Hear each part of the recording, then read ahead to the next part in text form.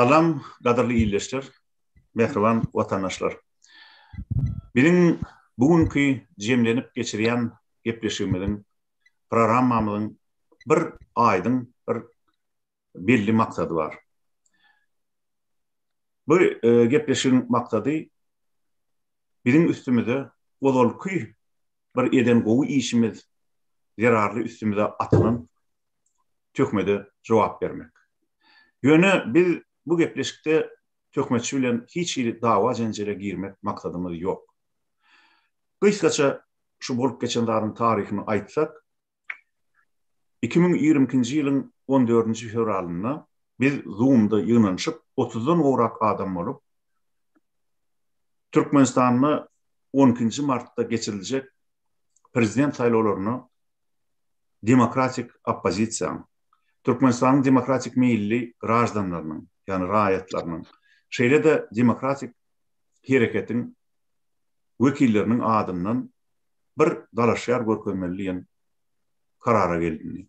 Şol karar esasında da Murat Gurbanowy biz inisiativa gruppasynyň agdalary bolup Erkin Türkmenistan radiosynyň adından hödür etdik. Biziň şol eden hödürümizem, teklifimizem köpçülik tarapyndan gollanyldy. Soňra adamlar çykyş etdiler. Murat Gurbanowy tanayan, oň bilen işleşip gören adamlar çykyş etdiler.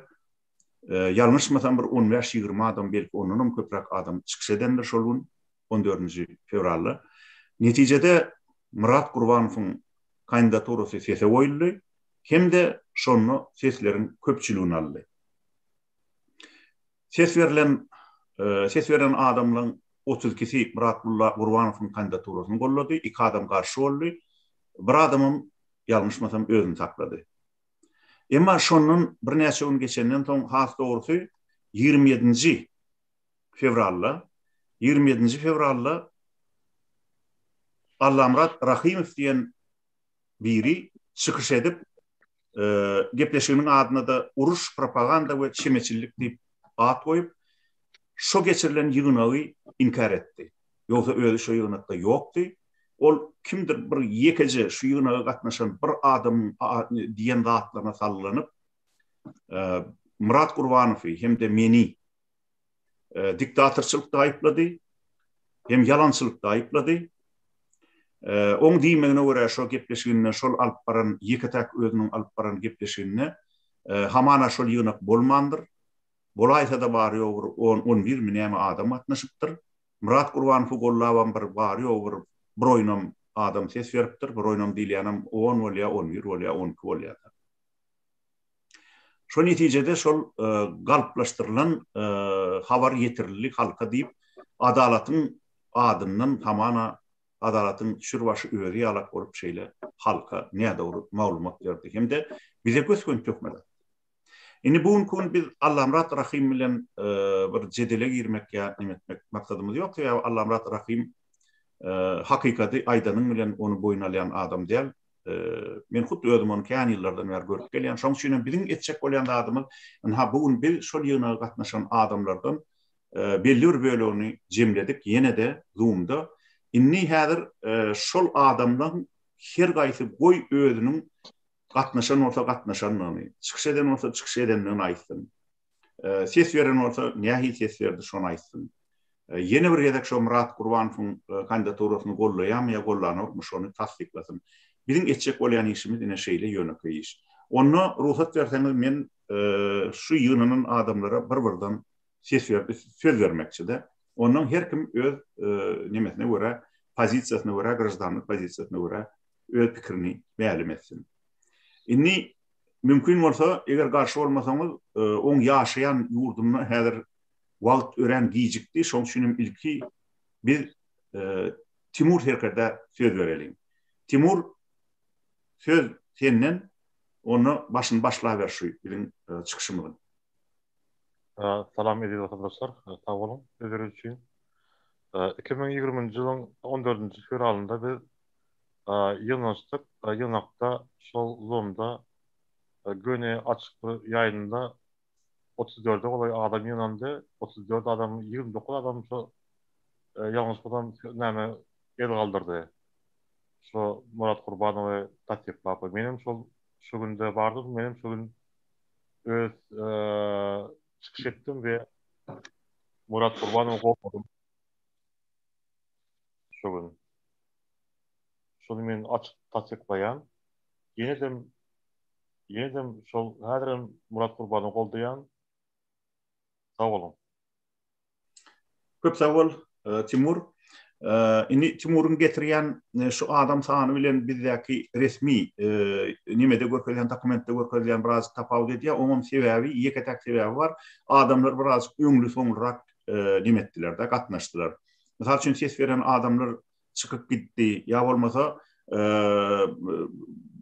täze adamlar geldi. Şol sebäplen mysal üçin aýdaly şu taýda görkezlen san wa resmi dokumentde 32 adam gollady, 2 adam garşy boldy, bir adamam özüni saklat diýip görkezlen sanyň tapawutly gelmegi mümkindir. Şonu gödäňde tutmaňyzy sizden haýyş edýär. Sebäbi Zoom şeýle ýygnak, Zoom ýygnaklar şeýle bolýar. Käbir adamlar, ýani iş göstərili iş wa bolsa, öz sesini bil nimedip, ýanky chatdan ýazgam çykyp gidip bilýärler. Bizim işimizin ne şol tarapyny ýanky ünsün düşürmeler.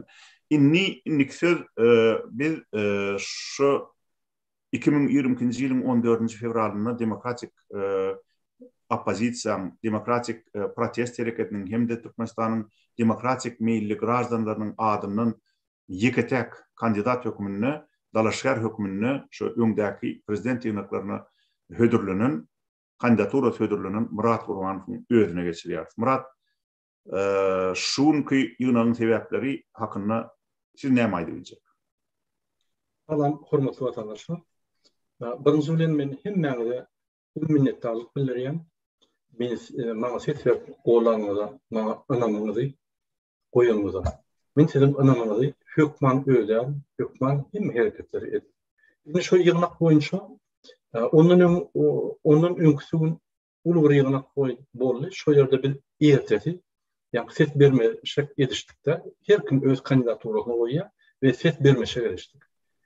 Şu ýerde ýygnakda bir kandidatura goýuldy, olam men kandidaturam goýuldy, olam ýani Erkin Tebera ýani inisiativ grupasy boýunça we başga aktivistlaryň tarapyndan inisiatiwa boýunça goýuldy we şu ýerde dogrudan 35 adam bardy.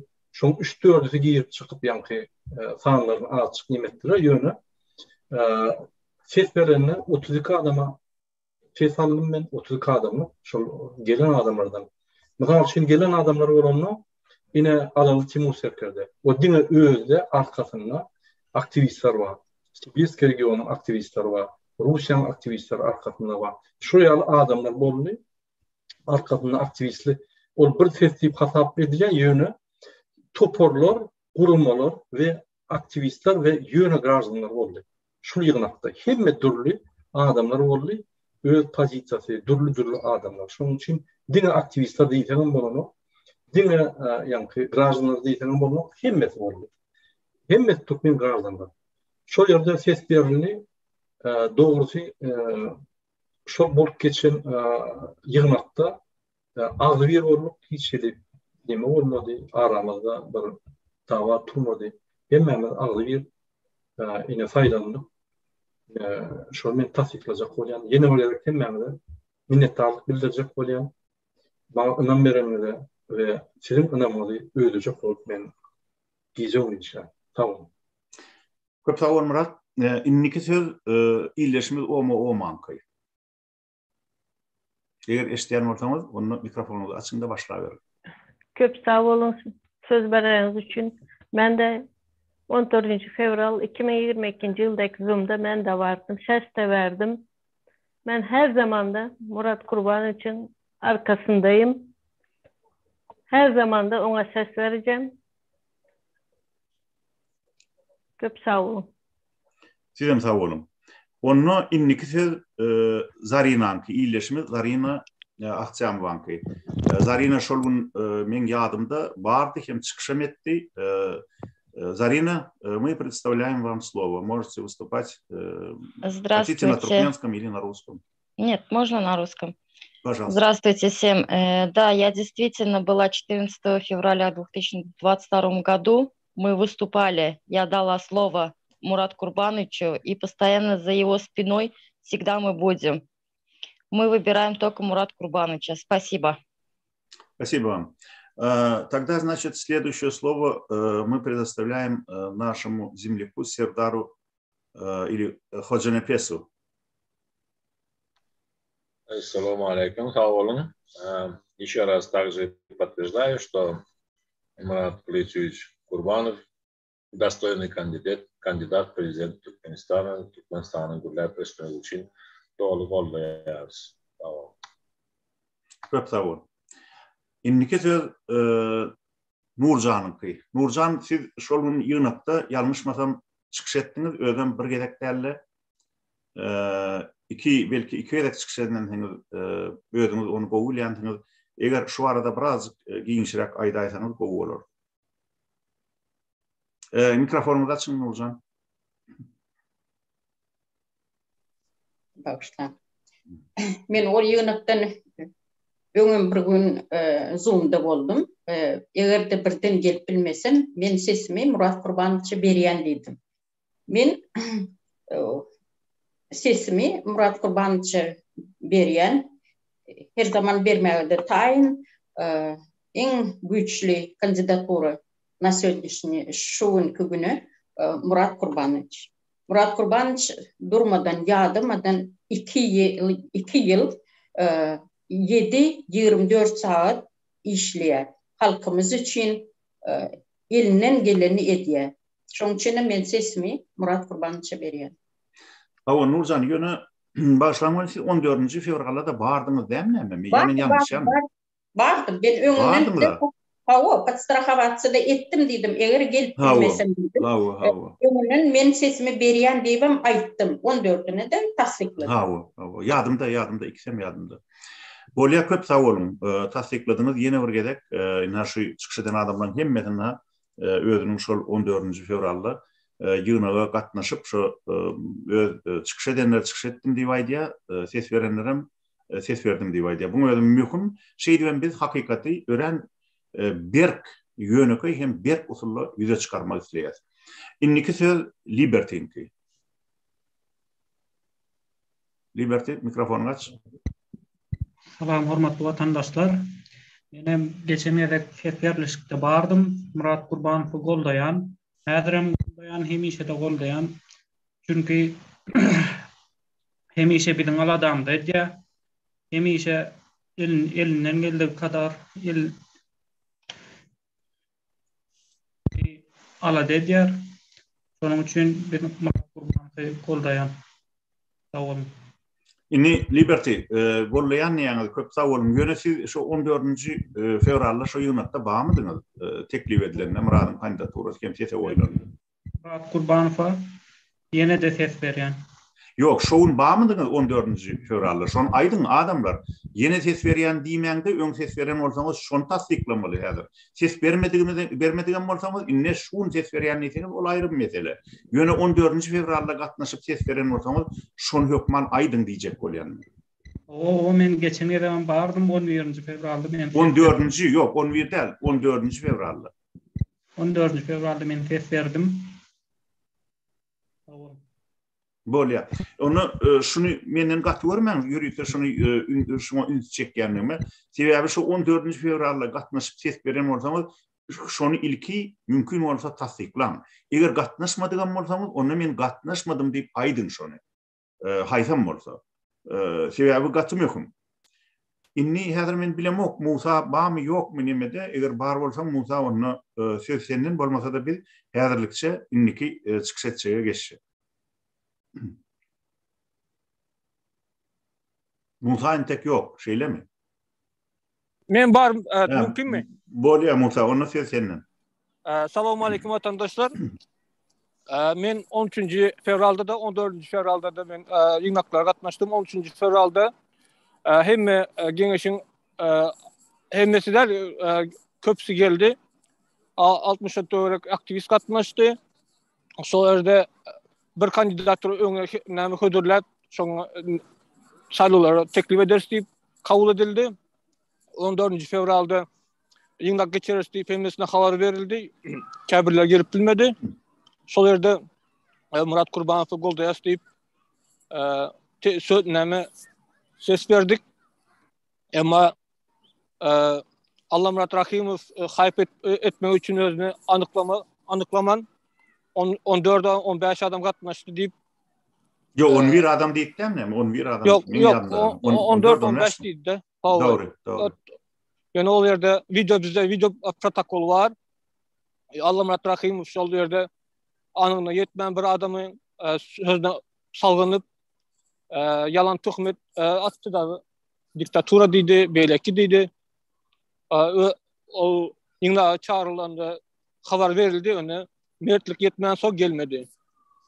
Men sesimi Murat Kurbanov'a veriyen ve goldayan abi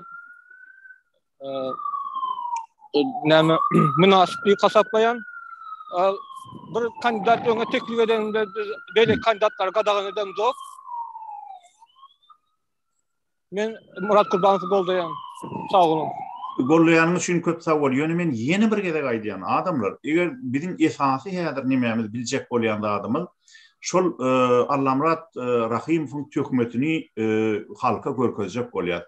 Şu 14 fevralda Musa sen ses berdiňmi Murat Kurbanov'un peýdasy? Aýtdym 14 fevralda men ses berdim, Murat Kurbanov'a ses berdim. Ine şol möhüm. Häzir gollaýanyňyz üçin köp sag bolun, öz sözüňizde durýanyňyz üçin, ýa-da tesmeýäniňiz üçin. Ýöne şu 14 fevraldaky fakty tasdiklamak biziň esasy wezipemiz. Men tasdiklayan ýöne beýleki kandidatlaryny gadagançylyk ediplemok, näme gadaganyň däl. Ýöne prezidentlik saýlawynda meselem Murat Kurbanow'a ses berýän. Doğru. Ol biz hiç bizim gadagan edem de olur. Ýöne mesele o däl häzir. Biziň häzir bir aýdyň meselemiz var. Şu biziň üstümizde tökmet atan adamyň tökmetini köpçülik bolup ýalana çykarmak. Şu onu kim edip biljek? Şol gün ses beren adamlar, çykyş eden adamlar edip biljek, şonu ýalana çykaryp biljek. Şoň üçin men şu üntüňiz çekýän hökman şol 14 fevralda ses berdiňizmi, bermediňizmi şonu hökman aýdym. Ana inniki söz ýylyşymyz Enejanyňky. Men ýadyma düşýär. Enejan, siz ýokduňuz 14 fevralda. Ýöne ine häzir köp sag bolun biziň aramyzda oturýarsyňyz. Şoň üçin biz size de söz bermekçi. Aýdy berin. Salam gaderli ýylyşlar. Hawa akvel sapara dogry aýtýaňyz, men 14 fevralda ýokdum. Zoom'da gatnaşmadym. Ýönine şu araňyzda men siziň aýdyşyňyz ýaly Murat Kılıçdarow gollaýan ve Murat Kılıçdarow ben elbindama siziň ýanyňyzda. Sağ olun söz bereniňiz üçin. Sizem sağ olun. Onu diýmek häzir hanny eger 14 fevralda Muratyň kandidaturasy 32 ses alan bolsa, köpçüligiň sesini alan bolsa, ine oňa ýene de bugün Enejan ýylyşymyz Enejanyň sesi goşuldy. Netijede ol 33 ses boldy. Köp sağ olun Enejan. Onu inniki söz ýylyşymyz Artyňky. Assalamu alaikum vatandaşlar. Hayırlı akşamlar hemmeňize. Benim hakykatdan şu 14 fevral günü 2022-nji ýylyň işte 14 fevralında bardım, hemen sesem berdim. Ben tasdiklaýarym boldugymy.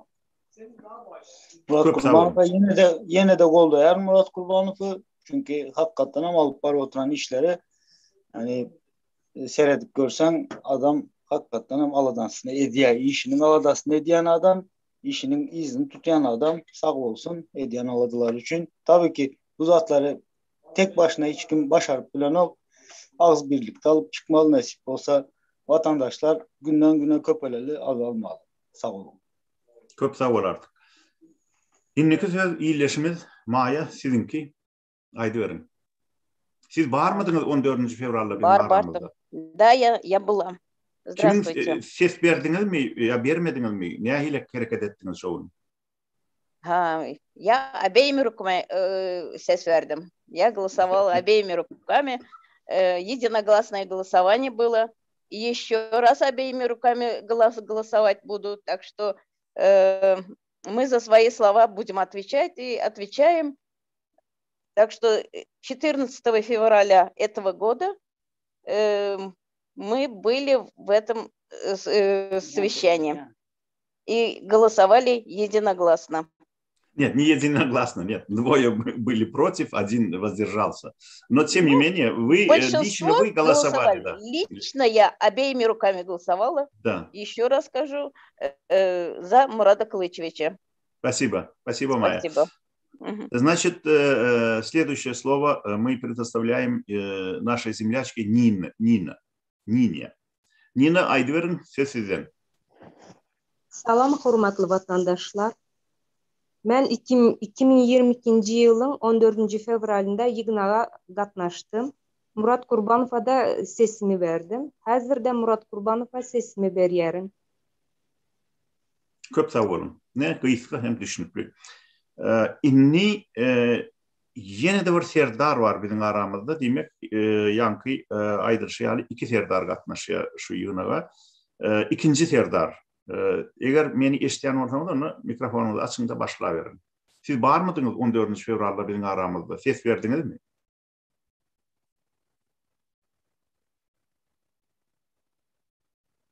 Serdar mikrofonunu aç eğer eşitleyen olsanız. Yok demek onu Serdar hazır eyyem çıkıp gidiptir şeyler mi? Onu bir inniki nimeye geçeceğiz. Eğer Serdar kaydıp gelse duydursun bana Serdar onun ses vereysin. Aslan böyle ol yazıptır men yığınakta bardım, sesim berdim. Hazırım şu wagtdan beri ýa-ni chatda yazıptır. Aha, öğren köp sağ ol. Bunu chatda okap yetişemokda. Bolýa, onu Serdaram özüniň şu 14. fevralda yığınaga gatnaşanlygyny hem Murat Gurbanowyň kandidaturasyny gollap ses berenini tasdiklady. Köp sağ ol Serdar. İnniki söz Merdanyňky. Merdan. Mikrofonuny aç eger bar bolsaň.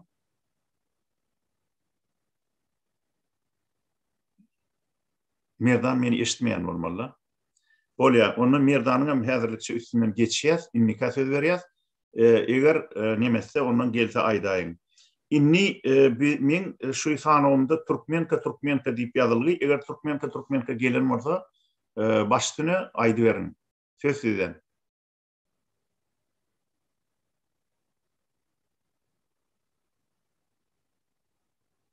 Oğlum häzirlikçe ýok.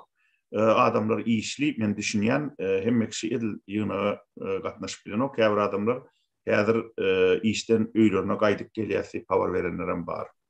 Yönü Türkmenka gatnaşyp hem çykyş edipdi. Men ýadyma düşýär. Şonu Türkmenka şeýle belli etdi Murada.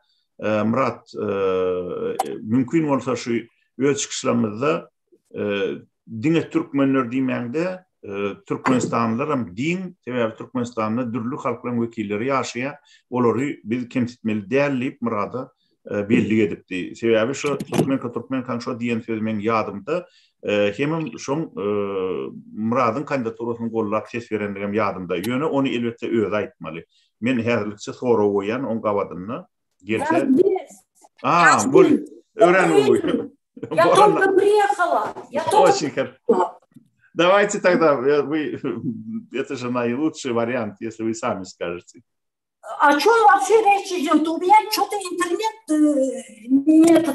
не ловил или что, какие-то проблемы, я не могла зайти по дороге. Да, Туркменка, вот вам конкретный вопрос. Вы слышите меня? Вот 14 февраля, когда мы выдвигали кандидатуру Мурада Курбанова претенденты на предстоящих президентских выборах в Туркменистане. Вы были у нас на собрании 14 февраля? Да, была. Спасибо. И за кого вы голосовали тогда? За кого вы голосовали тогда? Мурат Кылычевича. Спасибо большое. Вот весь вопрос в этом. Спасибо большое. Да, все. Тогда вот об этом мы сейчас спрашиваем. И этого достаточно. Спасибо большое. İnniki çıkış etmeli Piotr, illeşimiz Piotr. Sağ olun sözleriniz için. Menem şu yukarıda vatandaşlarımın belli geçişiyalı, menem şu olan hatarında 14. fevralda geçirilen Türkmenistan'daki 14. fevralda geçirilen Zoom yığınağında bardım. Menem öz sesim Murat Kurbanova berdim. Murat ve hadirim şoňa öz sesim berýän. Köp sağ olun Piotr. Onu inniki söz Meryem apamky. Salam vatandaşlar. Benim 14. fevralda Murat Kurbanova söz verdim. Ses yanında. Ses verdim. Evet, ses verdim. Yine de Murat Kurbanov'un arkasında sesimi Murat Kurbanov'a veriyorum. Köp sağ olun. Köp sağ olun Meryem. Onu inniki söz illeşimiz Mäliginki. Mälik gatnaşdy. Adından 2 edegem çykyş edenmen ýadymda. Inni häzir özü tasdiklap ya inkar edip biler. Mälik söz senden. Selamun aleyküm. Aleyküm. 14. fevralda benim katnaştım. Sonra Murat Kurbanova sözüm verdim. Şu adam şol sözünde berýän Murat Kurbanov. Köp sağ ol. Inniki kim çykyş etjek bolsa eliňizi galdyryn ýa-da aýdyň men söz bereýin. Inni ýazylanlar häzir hemmesi çykyş etdi. Kim baýyrda çyk? Aha. Çadım bir ýazypdyr. Men düşünjümçe Türkmenistan içinden Mary vilayetinden diye 1996-njy ýylda doglan adym Azat, familiýam Begalnov diye ýalňyş ýazanmyň kan familiýam. Türkmenistan vilayeti diye sesim Murat Kurbanova berýärdi. Mary vilayetinden diye. Aha, bolly. Onuň belli ýasanyny. Ýok, ýöne şu 14. fevralda gatnaşypmy? Bize häzir şu möhüm esasy. Onu aýtmandyr şeýlemi? Onu biz onu hataplap bilemdik. Häzir köp sag bolsun nime ses beren üçin. Onu diýmek 34 adam ses berdi bolýar, Muradyň kandidaturasyny gollap ýöne biz onu häzirlikçe hataba alyp bilemdik. Eger 14. fevralda ýygnakda ýok bolsa, hem şu ýerde ses bermedik bolsa, häzirlikçe onu biz ol sanawy girdik bilemdik. Inni ýene kim bar çykyş etjek? Ştaýda men bir zat aýdaýyn adamlar. Inni Erkin Türkmenistan radiosynyň iş toporundan 4 sany adam otyr ştaýda.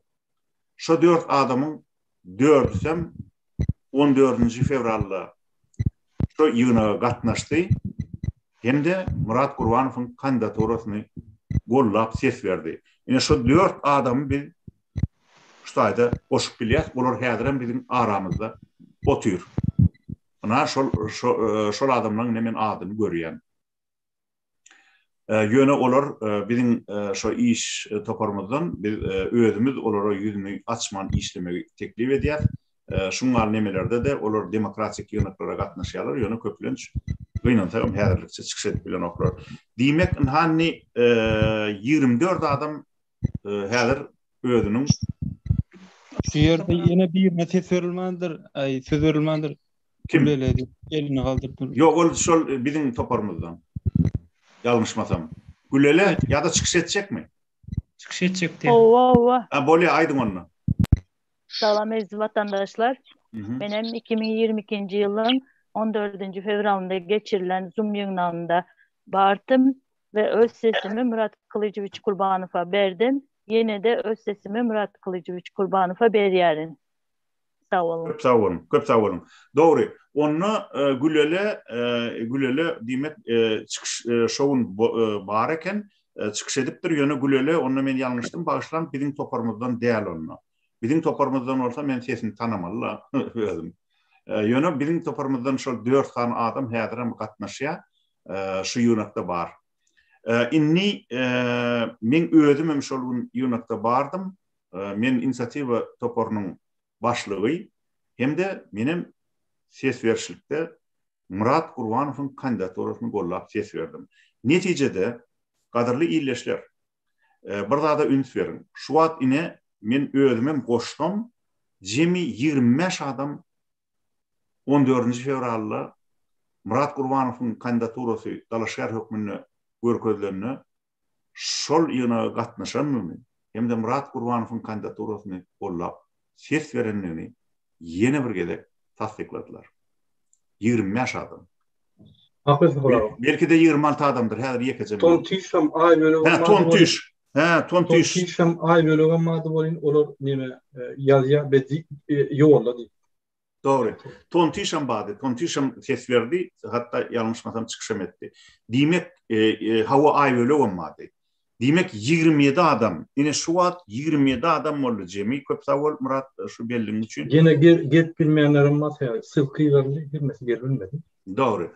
Yöne şoun seslerin adamlardan 32 adamdan 27'si häzir öz sesini tasdiklady diýmek.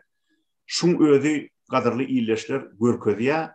Allamrat Rahimowyň 27 fevralda öz gepleşigini, uruş propaganda we çemeçillik diýen gepleşigini şu adamlaryň hemmesiniň üstüne tökmed atanmagy, aýratynam kandidat görkezdiler. Yani Dala şäher hökümine kandidaturasy hödürlenen Murat Gurbanowyň üstüne hem de men üstüme şu inisiatiwa toparynyň başlygy hökümine erwet tökmet atanmagyny tasdik boldy.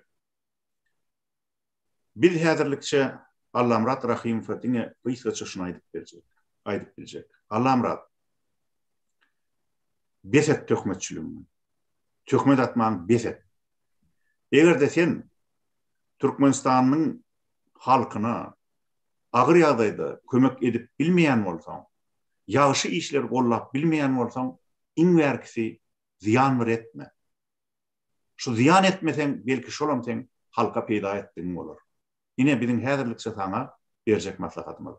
Yöne şular ýaly edip sen ýalanyňy 27 adam bolup ýüzüňe basam soňuzam, yine de şuňa ýüzüň çydap, yine birin üstümize tökmed atsaň, onu päliň niýetiň öz ýoldaşyň bolar. Geljekde de biz sana gerek bolsa yine de şular ýaly faktlar bilen gaýtaryp berer. Yöne beset. Näme gerek şeýdip ýagşy işiň ayağından aslaşıp görmek. Onu näme? Gadarly illeşler, hormatly adamlar, häzir gepleşigimizi jemleme üçin biz Murat Gurbanowa ýene de bir ýerde söz bereliň. Murat, aýdyber. Sağ olun köp. Yeni bir taňa gatnaýan şu ýylyň ýerinden we öz seslerini yeni bir ýerde tasdiklanlar. Hemme Türkmenistanda bizim efirimizi görüp öz seslerini şuň berýänler. Men sizin hemmäňizi taňýakdym aýtjak bolýan. Yine de başka adamlara ses berýänlerim oluzy taňýakdym. Aktiv bolan, goşulan. Yine häzir biz demokratik opozisiýa tarapyndan ýürüýte online saýlawlara geçip başladyk. Ony şu günden başlap her adam, her IP adres, yani sizin telefonuň registrasiýa edilen bolsa, ya da öýde kompýuteryň registrasiýa edilen bolsa, diýmek düýbüne sizin danlaryňyz ýatyr.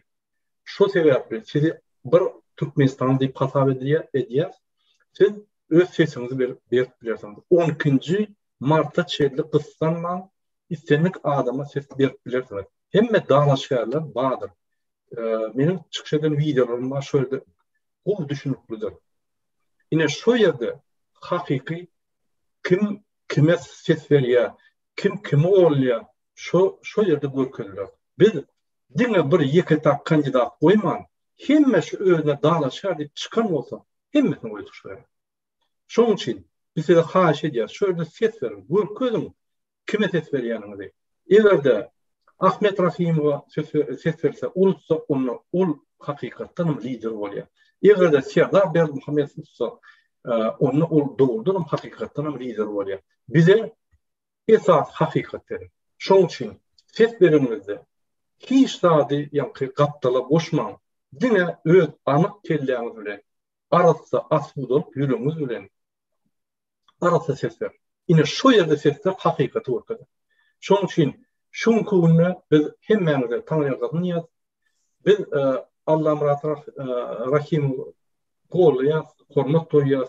Ýöne käwagt bir tökmen atsa biz bu görürdik. Bize köp tökmen atýarlar. Biz näçe arasy, näçe publiçna, prozraçna, näçe ýa-da ýagtylyk bilen hereket etsek, şonça biz dogry bar ýa, şonça berip goýar. Şoň üçin bize o yalan atdyrýarka, yalan sesleremekka bolmagy bu. Biz hakykaty görmeli. Biz hak bolýan bolany bolmasa biz şu problemany gözläp tapyp, on ýa-da düýplerini tapmaly. Onu bizim işimiz üstünlükde var. Şoň üçin haýyş meni övme, men övme üçin çykmadym. Men ejem araşdyrdy Türkmenistanda. 2 günden bar emkana aýtdy, oğlunuzu öldürdüler. Kunu ağlap ine şun men jamadyp öz sesini verdim men diri. Men görüşüp görüm. Manlar şu köp adam görüşüyor. Emkeme bulukları, emkeme yatan agentleri. Haş, gorla bilmemiz, gorla bilmemiz ondan ıkbal beyim. Gidecek yerimiz yoktur. Biz şu yola çıktık, biz bilyat ne çıktık. Bizim karşımızda milyarder, diktatör, kirleti giden bir adam bu. Kime karşı görüşüyor? O bandit. Kilerim tutup biliyor. İyidimizden iyidaladığım biliyor. 2 münazar giyce ömür ettikler. Men köp zatlar aydam o. Yönü biz mertler çok görüşüyor. Anam mertler çok görüşüyor. Gerek yerine barıyasam, görüşüyorsam Türkmenistan'a da barar. Bu sayılar neyem çıkıyor? Şu sayılarda biz kim tutsa şunu Avrupa cemiyetine görkülüp yine hakikatten Teodor Berg Muhammedov neyce setarlı eğer 80% setarlı olsa biz onu tasdiklemeliyim. Bizim gidecek yerimiz yok. O online'da, saytta, afisana onu düzelt olmuyor. İyidine kaydıp düzelt olmuyor. Her adam ses verse yine bir kumunun sayt çıkar. Şu yerde yanlanıp durur. Her sekund. Onu robot nime diye ve neutral adamlar kompüter çıkar. Biz onları aysan etip olmuyor. Şunun için yürüyte biz şu sistemi koyduk.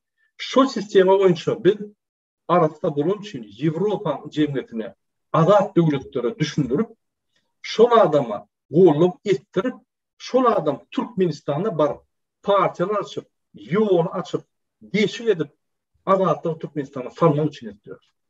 Bu Murat Kurbanov sizin ses belirli ürenen prezident olmuyor. Yöne sultnama olur. Yine kimi sayıladan açık yol, açık sesler istendiği adama aydın. Şu öğüdüne daraşa edip çıkan olsa Telegram çağatı koyulur ve saytta çıkar. Ondan sonra şu dağıtlar 12'sine 23.59'da tamamlanır da onun neticelerini hem adamlar çıkarıp yani videoda görkülüp, saytta görkülüp hem de adı suud edilir. Bir de açık sayılı olur, online sayılı olur gerek. İçinde kurunabilmek daşınma gerek. Biz bütün dünya görkülmeliyiz. Türkmenistan'ın falsifikasyon edip 30 yıldan beri adamlara mümkünçülük vermeyen seslerini uğurlan yani. Ve şunun için edeceğim bu sayılı var. Şunun için bir yerinde Google'da demediler. Arasında yankı sayılı geçmeli. Her kim öz programına uymalı, sayılı yali etmiyor şunu. Tildivatlar hem de etmeli. Türkmet uzatlar ayırmalı. Biz bütün dünya görkülmeli. Türkmen halkı kimdiğini, neye derecede neye pay, ak yürekli, ümit bileceğini biz görkülmeli. Ne şunun için benim kandidaturam bilen ılalışmasamız yine yürü türlüştürünü chat ve telegram chat. İki videomda görürsünüz sığılgasa video aşağında durundur. Öz kandidaturamda, öz dalaşlarında sesler. Yönü hükman suratta katlaşın. Önkü yıllar men hiç rat çözemok, eydemok, beydemok deyip kara kaçmam. O sizin mutluğu, vatanın mutluğu, sizin çağrınız, sizin gireceğiniz. Biz şu soruda konstitusyon borcumuzu yerine getirmeliyiz. Şu zatlar men aytmalar, şu zatlar Türkmenistan'ın prezidenti aytmalar. Vaxtayınca prezidenti, yani saylı komisyon yol boşluğu çıkıp günle agitasiya edip adamlar katlaşın deyip ayıp gelmeli. Bunlar gizler. Vilayetlerin etraflarının ardına yolları yapıp daşınan adam salma. İnternetleri uçup sayılı geçiyor. Öyle düşünürsünüz. Neyem sayılı geçiyor? Yani şunu suud etmek için biz online sayılı edeceğiz. Boşunun. Gayrat edin. Bir yerde 10 minut vakit alıyor. Telegram çağatı sesini verin. Sizin sesleriniz şu gün Türkmenistan'a göre, sizin çağrınıza göre, demokrasiya göre, demokrasiya opozisiyasına göre, Türkmenistan'ı ölüp durum adamlara göre. Gayrat edin. Tamam. Köp sağ olun Murat. Ondan neyme? Qadırlı pikirdeşler, eginleşler. Şunun bilen gepleşigi jemletegen bolor. Doğrudan menim şu Murat'ın sonku aydan sözlerine koşulayan bilimizi bir kuşalın bari o bir hepte galli saylolun geçirilmeni 12. Mart'a şu galın vaqtda bir mümkün olsa köprek adamlara malumat yetirecek bolalım. Şu online elektron ses verişlige neçe köp adam katnaşsa şonça da gow bolar, avraylı olur. gelecekde Türkmenin şu ezi çekip gören Türkmen halkının adından bizim kandidatımızın Türkmenin sesini dünya arenasında, halkara arenasında güýçlü urtlon baş tutanlarına, prezidentlerine, dürlü halkara hukuk nemelerine, guramalarına getirme üçin umuman Türkmenin sesini halkara arenasında yukarı kaldırmak için ähli yurtları, ähli ýaşy niyetli adamları getirmek için ören gollaw bolar. Şoň üçin gelin bilimiz bir kuşap şu galan bary ýowsanyjy günni işläliň. Köp sag bolun, şuňky ýynaga gelip öz pozisiýaňyzy ýene-de gerek tasdiklanyş üçin hemde insapsyz tökmetçiniň ýüzüniň perdesini syryp halka şonuň kimdigini ma'lum edeniz üçin. Gaderli illeşler, mehriban vatandaşlar, şunun bilen biz bugünkü gepleşigimizi geçirip gutarýar. Ýene-de efirde duruşýança hoş sag bolun. Sag bolun, vatandaşlar. Sag olun.